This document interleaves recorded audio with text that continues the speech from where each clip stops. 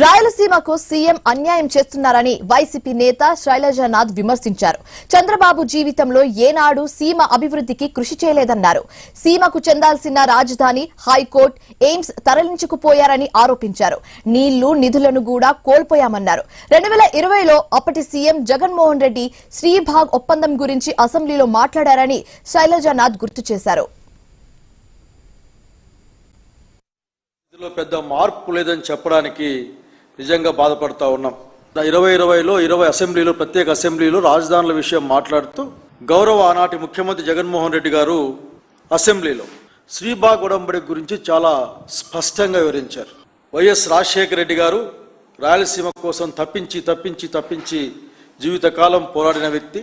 అసలుకి అయ్యా చంద్రబాబు నాయుడు గారు, మీరు ఒక విషయం గుర్తుపెట్టుకోమని కోరుతా ఉన్నా. అసలు మీకు శ్రీభాగ్ ఉడంబడిక బహుశా మీరు పట్టించుకోరు, ఎందుకంటే క్వాంటమ్ మెకానిక్స్ స్థాయిలో ఉన్నారు మీరు అందరూ. ఇప్పుడు 87 సంవత్సరాల క్రితం ఉన్న శ్రీభాగ్ ఉడంబడిక మీకు గుర్తుండకపోవచ్చు.